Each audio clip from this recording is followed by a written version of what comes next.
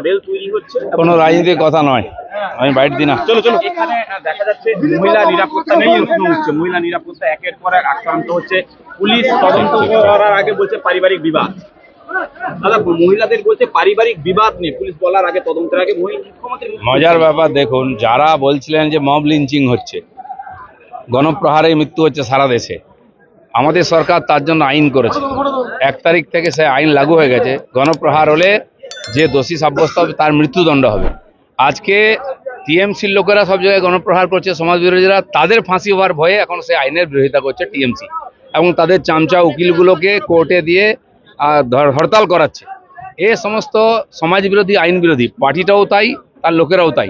আজ যে আইন পাস হয়েছে, যারা বলতো আজকে তার বিরোধিতা কেন করছে, কারণ তারাই সমাজ বিরোধী রাজনীতি করছে, তারাই গণপ্রহার করছে, তারাই মব লিঞ্চিং করছে, আর বাংলার রাজনীতিকে রক্তাক্ত করেছে।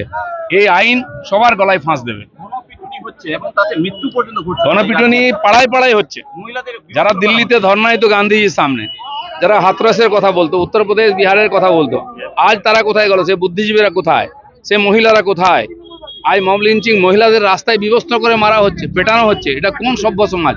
পৃথিবীর কোন সভ্য দেশ, গণতান্ত্রিক দেশ, স্বাধীন দেশে এই ঘটনা দেখিনি, যেটা পশ্চিমবাংলায় দেখছি। যে আইন হয়েছে, এখন সবাইকে সে আইনের সামনে দাঁড়াতে হবে। এই হিংসার রাজনীতি এবার বন্ধ হবে। বিধায়ক আর সাংসদ সবই সমাজ বিরোধী।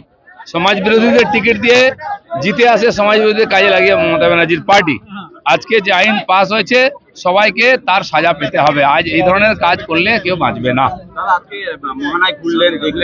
আমি কালকে রাত্রে দীঘায় এসেছিলাম, রাত্রে ছিলাম, তো সকালবেলা এলাম, একটু মোহানাতে এলাম, সি বিচে। এখানে যে মাছের যে হোলসেল মার্কেট আছে, সেখানে এসেছিলাম। যারা মাছ বিক্রি করেন, যারা কেনেন, যারা মাছ ধরেন, এরকম এখানে হাজার হাজার লোক সকালে আসেন, রোজ রাত থেকে শুরু হয়।